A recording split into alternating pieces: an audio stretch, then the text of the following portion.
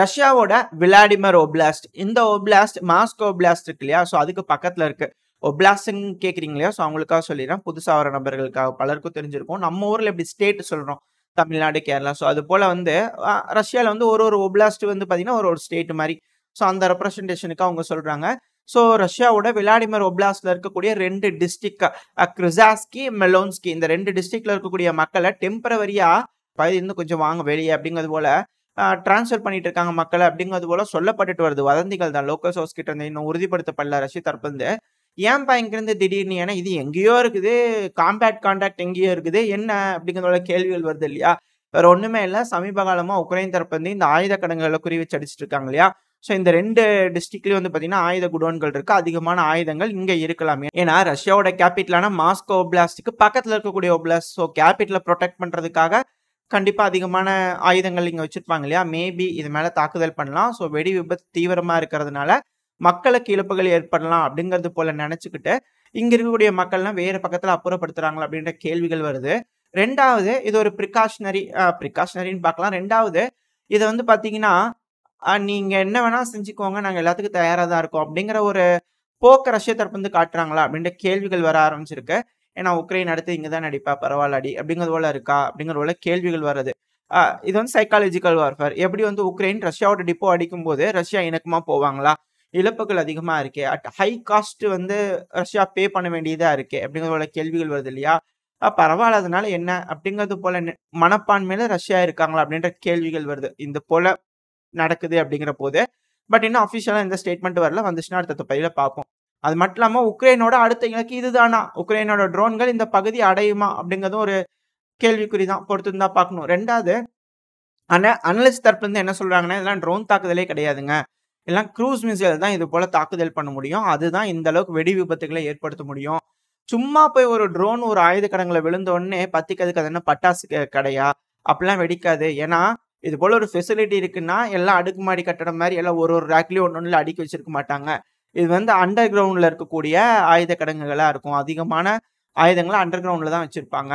So அப்போ under கிரவுண்ட்ல அந்த கான்கிரீட் பங்கரை பொழந்துக்கிட்டு உள்ள போய் வெடிக்கணும். அந்த அளவுக்கு டெக்னாலஜி உக்ரைன் கிட்டேயே கிடையாது. இது மேற்குலக நாடுகள் அவங்க ஆயுதத்தை வந்து கொடுத்துருக்குறாங்க. அந்த எஸ்கலேஷன் தான் இது அப்படிங்கிறது போல சில நபர்கள் கிட்ட இருந்து கருத்துக்கள் இருக்கு. எது எப்படியோ இருதரப்புல சொல்லக்கூடிய கருத்துக்கள் உங்ககிட்ட சொல்லியாச்சு.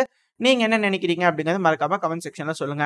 சோ ஒரு எஸ்கலேஷன் நடந்துகிட்டு இருக்கு அப்படிங்கிறதுல மாற்று கருத்து இல்லை. இப்ப இங்க மட்டும் எஸ்கலேஷன் ஆனா இல்ல.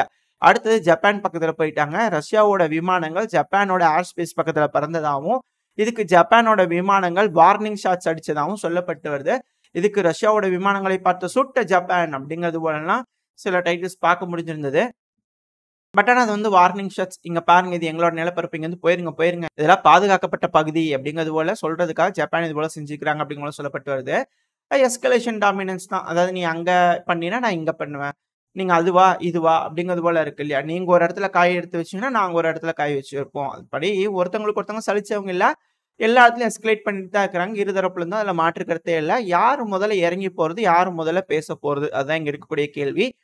இல்ல அடிச்சு பாத்துக்குவாங்களா? இப்போதைக்கு இது பேசிக்கிற மாதிரியான சூழல் இருதரப்புலயும் தெரியல. இல்ல அடிச்சுக்குவாங்களா அப்படிங்கிறதையும் நம்ம பொறுத்து தான் பார்க்கணும். ரெண்டாவது அடுத்து ஜப்பானா, இப்போ உக்ரைன் பிரச்சனை முடிஞ்சிருச்சுன்னா என்ன நடக்கும்?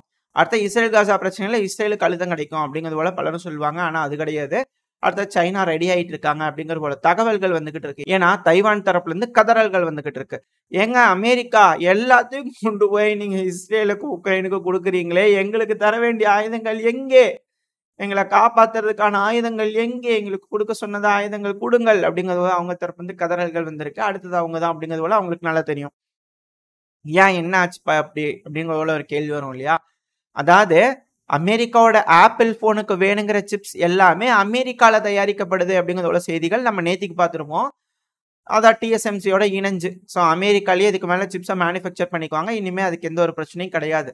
ஸோ அப்போ இதுக்கு மேல தைவானுக்கு ட்ரம்ப் அவர்கள் வந்தாருன்னா உதவி பண்ணுவாங்களா? ஒன்ஸ் இந்த தைவான் அடிக்கும் போது பக்கத்துல எந்த நாடும் கிடையாது பலி வாங்குறதுக்கு. இந்த பிலிப்பைன்ஸ் இருக்கிறாங்க, அவங்களுக்கு கொஞ்சம் சிக்கல் தான். பட் ஆனாலும் பிலிப்பைன்ஸும் தைவானும் சேர்ந்து அமெரிக்கா உதவி இல்லாம, அமெரிக்காவோட படை இல்லாம இந்த அளவுக்கு ஒரு போரை டிராக் பண்ண முடியுமா அப்படின்னு ஒரு சிக்கல் தான். ஏன்னா தீவுகள், குட்டி தீவுகள். பிலிப்பைன்ஸ் பெருசா இருந்தாலும் அது ஒரு தீவு தானே. பெருமளவுல சப்போர்ட் இருக்காது. ஏன்னா, அதுக்கு வர்த்தகம்லாம் தேவைப்படுது. அதிகமான சப்ளைஸ் இந்த கடல் வழியா வரணும். இப்போ உக்ரைனுக்கு குடுக்குற மாரியெல்லாம் அதிகமா வந்து ஈஸியா குடுத்துற முடியாது. அதுக்கு இன்னுமே நாள் எடுக்கும். ஸோ அதிகமான ஆயுதங்கள் கொண்டு போய் பிலிப்பைன்ஸ்ல ஸ்டஃப் பண்ணி வச்சு, பிலிப்பைன்ஸையே போருக்கு தயார் பண்ணி, அதுக்கப்புறம் தைவான போருக்கு தயார் பண்ணி, அது என்னதான் இருந்தாலும் எந்த அளவுக்கு தாக்குப்பிடிக்க முடியும் அப்படின்ற கேள்விகள் வருது. ஒன்ஸ் சைனா தைவானையும், பிலிப்பைன்ஸையும் எதிர்கொண்டுட்டு இருக்கக்கூடிய அதே நேரத்துல ரஷ்யா, ஜப்பான் அடிப்பாங்களா அப்படின்ற கேள்விகள் வந்துகிட்டு இருக்கு. ஏன்னா இந்த பகுதியும் செக்யூர் பண்ணி ஆகணும் இப்போதைக்கு சைனாவும், ரஷ்யாவும். ஏன்னா இதுக்கப்புறம் சூப்பர் பவர்ன்ற பேர்ல ரஷ்யா தரப்பு வந்து வரப்போறாங்க இல்லையா? ரஷ்யா, சீனா தான் இதுக்கு மேல டாமினேட் பண்ண போறாங்க. எப்படி அமெரிக்கா, ஈரோப் இருந்ததோ, ஸோ அதே போல இதுக்கப்புறம் ரஷ்யா, சீனா அப்படிங்கிற மாற்று கருத்து இல்ல. ஸோ அதனாலதான் இந்த கசான்ல நடக்கக்கூடிய பிரிக்ஸ் சமிட்டை வந்து அடுத்த பிரிட்டன்ஸ் வுட் மீட்டிங்கா இது அப்படிங்கிறது போல கேள்விகள் வர ஆரம்பிச்சிருச்சு.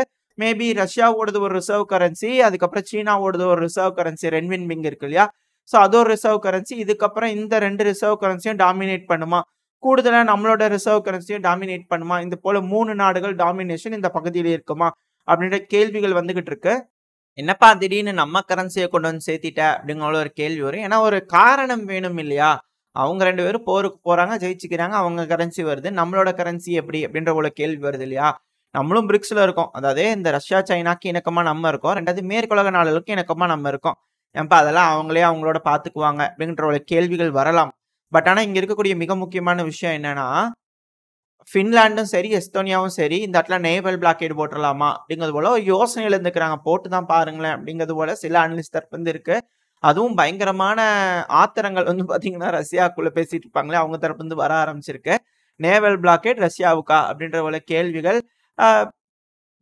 ஆச்சரியப்படலாம். இது போல விஷயங்கள், செய்திகள்லாம் வருது அப்படிங்கிறது போல. பட் இருந்தாலும் எஸ்கலேஷனுக்கான ஒரு தோற்றம் அந்த இடத்துல தெரியுதா? இல்லைங்க. வரவு செலவு வேண்டான்னு ஆயிடுச்சு. அதுக்கப்புறம் எதுக்கு? ஏன் இந்த இடத்துல நேவல் பிராக்கெட் போடுறாங்கன்னா, சமீப காலமா இந்த கலினின்கிராட் பகுதியில முழுவதும் ரிகானசன்ட் பர்பஸ்ல இருக்காங்க. ஒன்ஸ் எஸ்கலேட் ஆகுது, இந்த பிரச்சனை எஸ்கலேட் ஆகுது அப்படிங்கிற பட்சத்துல ஏன்னா நம்ம சொல்லிக்கிறோம் இல்லையா? ஏதோ ஒரு மேற்குள்ள நாடுகளோட ஆயுதம், குறிப்பா ஸ்டாம் சடவா இருக்கலாம். ஸோ உள்ள விழுந்தா அந்த பெனிட்ரேட் பண்ணி காங்கிரீட் பங்கரை பெனிட்ரேட் பண்ணி உள்ள போய் வெடிச்சதுன்னா மட்டும்தான் இது போல ஆயுதங்கள் இந்த அளவுக்கு வெடி விபத்துகளை சந்திக்க நேரிடும்.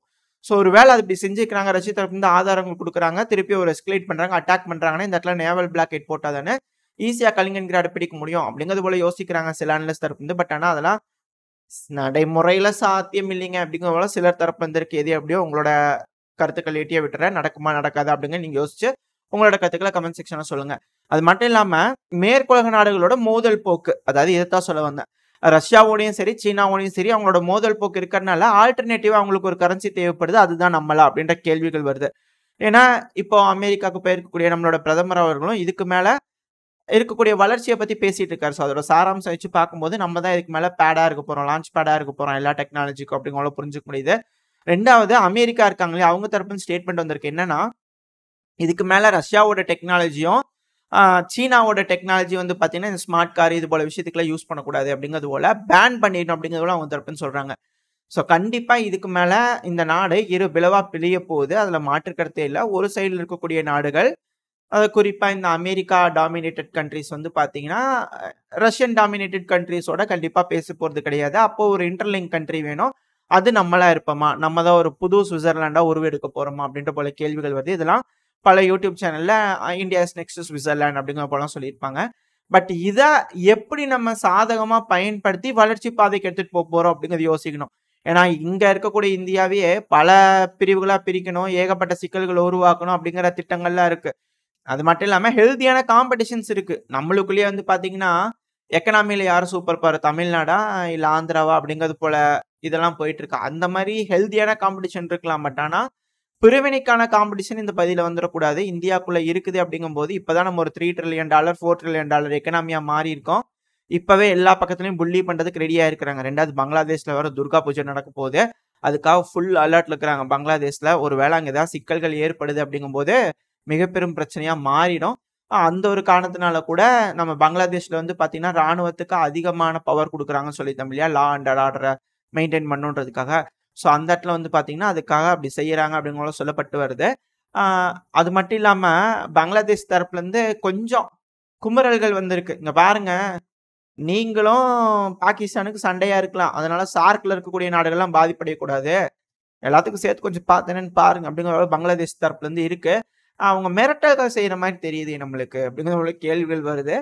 பொறுத்து இருந்தா பார்க்கணும் இந்த பங்களாதேஷ் என்ன மாதிரியான வேலைகள் செய்ய போறாங்க அப்படிங்கிறது போல. ஸோ இது போல நம்மளுக்கு செக்க வைக்கிறதுக்காக சுத்தி வர நம்மளுக்கு எதிரான மோதல் போக்கில் இருக்கக்கூடிய மனப்பான்மையில் இருக்கக்கூடிய நபர்களை வாலண்டியரா இன்ஸ்டால் பண்றாங்களா சில நாடுகள் அப்படிங்கிற கேள்விகள் வருது இல்லையா? ஸோ அந்த ரீஜனல் ஸ்டெபிலிட்டி இல்லாத இந்த சமயத்துல நம்ம எப்படி இது எல்லாத்தையும் கவுண்டர் பேலன்ஸ் பண்ணி இந்த பகுதியில நின்று நம்ம ஷைன் ஆக போறோம் அப்படிங்கிறத நம்மளுக்கு இருக்கக்கூடிய சேலஞ்ச். இதை நம்ம செஞ்சு காமிச்சிட்டோம் அப்படின்னா நம்ம ஒரு வல்லரசு அப்படிங்கிறத மாற்றுக்கிறதே இல்லை.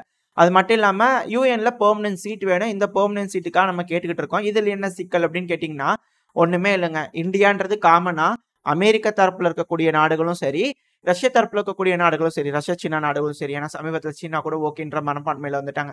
ஸோ இப்படி இருக்கும்போது எல்லாத்துக்குமே இந்தியான்ற நாடு காமனா ஒன்றும் உள்ள வருது. இப்போ வரும்போது அமெரிக்காக்கு சார்பா சில நாடுகள் வேணும்னு அமெரிக்க தரப்புல இருந்து டிக்ளேர் பண்றாங்க. ரஷ்யாவுக்கு சார்பா சில நாடுகள் வேணும்னு ரஷ்யா தரப்புல இருந்து டிக்ளேர் பண்றாங்க, ரஷ்யா சீனா. ஸோ இப்போ எப்படின்னா இப்போ அமெரிக்க தரப்புல இருந்து என்ன சொல்லிக்கிறாங்கன்னா இந்தியா, ஜெர்மனி, ஜப்பான் கேட்டிருக்கிறாங்க. ஸோ அதே போல ரஷ்ய தரப்புல இருந்து சில நாடுகள் கேட்பாங்க. ஏன்னா இப்போ பொறுத்த வரைக்கும் வந்து பாத்தீங்கன்னா அந்த யூஎன்ல வீட்டோ போடக்கூடிய பவர் அமெரிக்கா கிட்ட இருக்கு, பிரான்ஸ் கிட்ட இருக்கு, யூகே கிட்ட இருக்கு, ரஷ்யா கிட்ட இருக்கு, அடுத்தது சீனா கிட்ட இருக்கா. ஸோ இதுல பவர்ல வந்து பாத்தீங்கன்னா ரஷ்யா சீனாங்கிறது தனியா இருக்கு. அவங்க கிட்ட வந்து பாத்தீங்கன்னா ஒற்றுமையா இருக்கிற 3 நாடுகளோட பவர் இருக்கா. ஸோ இந்த ஒரு காரணத்தினால பவர் இம்பேலன்ஸ் ஒரு பாயிண்ட் வந்து ரஷ்யா கம்மியா இருக்கு. ஸோ அதை பேலன்ஸ் பண்ணிக்கிறதுக்காக ஒரு நியூட்ரல் நாடு நம்ம பேரை கொண்டு வந்ததுக்கு அப்புறமா இன்னும் கூட அவங்க சைட்ல இருந்து ஒருத்தவங்களை கொண்டு வந்தாங்க அப்படின்னா பவர் பேலன்ஸ் ஆகுமா அப்படிங்கிறது போல அவங்க பாக்குறாங்க. ஆனா அமெரிக்க தரப்புல இல்ல, எங்களுக்கு எக்ஸஸா பவர் இருக்கு, அது அப்படியே மெயின்டைன் பண்ணணும்னு நினைக்கிறாங்களா அப்படின்ற போல கேள்விகள் வருது. ஆனா யூரோப்ல புது ஆர்கிடெக்சர், செக்யூரிட்டி ஆர்கிடெக்சர் ஃபார்ம் பண்ணணும்னு பிரான்ஸ் தரப்புல சொன்னதுக்கு இப்ப ரஷ்ய தரப்புல இருந்து ஆமாங்க யூரோப்ல ஒரு புது செக்யூரிட்டி ஆர்கிடெக்சரை உருவாக்கணும் அப்படிங்கிற சொல்லிக்கிறாங்க. அப்ப யூரோப் இதுக்கு மேல முற்றிலும் ரஷ்யன் இன்ஃபுளுன்ஸ் கீழே வந்துருமா அப்படிங்கிற ஒரு கேள்விகள் வர ஆரம்பிச்சிருக்கு. அதுக்கு யூரோப்பியன் நாடுகள் தயாரா? ஏன்னா யூரோப்ல இருக்கக்கூடிய யூரோ பயிற்சி அப்படிங்கும் போது கண்டிப்பா வேற ஆப்ஷனே இல்லை. இந்த பிரிக்ஸ் சக்சஸா நடந்துருச்சு, மீட்டிங் சக்சஸ்ஃபுல்லா முடிஞ்சிருச்சுன்னா சில பல முடிவுகள் அவங்க சக்சஸ்ஃபுல்லா எடுத்துக்கிட்டாங்க, சில நாடுகள்லாம் இணக்கமா போயிட்டாங்கன்னா, குறிப்பா இந்தியா, சீனா, இது போல பிரச்சனைகள் மனஸ்தாபங்கள்லாம் இருக்கதான் சரியாயிருச்சு அப்படிங்கும் போது கண்டிப்பா மேற்குலக நாடுகள் வழிக்கு வந்துருவாங்களா அப்படின்ற கேள்விகள் வருது. ஏன்னா இப்ப மிடில் ஈஸ்ட்ல பவர் போயிட்டு இருக்கு. அந்த ஒரு காரணத்தினாலதான். ஏன்னா இப்ப அமெரிக்கா வந்து பாத்தீங்கன்னா சிரியால ரெடினஸா இருக்காங்களாம், ஆபரேஷனல் ரெடினஸா இருக்காங்களா. மேபி அந்த பகுதியில் ஏதோ ஒரு புதுசா ஒரு எஸ்கலேஷன் நடக்க வாய்ப்பு இருக்கு அப்படின்னு அனலிஸ்ட் தரப்பு சொல்லிட்டு இருக்காங்க. ஒன்ஸ் அமெரிக்காவோட பவர் மிடில் ஈஸ்ட்ல போயிருச்சு அப்படிங்கும் போது இந்த பிராந்தியமே என்டையரா உடையலாம். அது அமெரிக்காவோட பவர் குறைஞ்சிரும், இப்ப இருக்கிற பவர் அதிக அளவுல குறைஞ்சிரும். ஸோ அதை வெற்றி எடுத்த ரஷ்யாவும் சீனாவும் எப்படி டேக்கிள் பண்ண போறாங்க, இல்ல அவங்க 2 பேரும் அடிச்சுக்குவாங்களா அதுக்கப்புறம் அப்படின்ற கேள்விகள் வருது. என்ன நடக்க போகுது, ஏது நடக்க போகுது, இந்த பிரிக்ஸ் மீட்டிங்லாம் முடிஞ்சதுக்கு அப்புறம் இந்த மாதிரியான நிலைப்பாடுகள் நாடு எடுக்க போறாங்க அப்படிங்கிறது பொறுத்து இருந்து பார்த்தலாம். இதோட இந்த பதிவை நான் முடிச்சுக்கலாம். இந்த பதிவு எப்படி இருந்துச்சு, உங்களுக்கு பிடிச்சிருக்கா? பிடிச்சுனா லைக் பண்ணிட்டு உங்க ஃப்ரெண்ட்ஸ் அண்ட் ஃபேமிலியோட ஷேர் பண்ணிக்கோங்க. அது கூட மறக்காம இந்த பதிவு பத்தின உங்களோட கருத்துக்களை கமெண்ட் செக்ஷன்ல சொல்லுங்க. இந்த பதிவு நல்லா இருக்குன்ற நம்பிக்கையில் அடுத்த பேர் உங்களை சந்திக்கிறது வரைக்கும் ஸ்டே சேஃப்.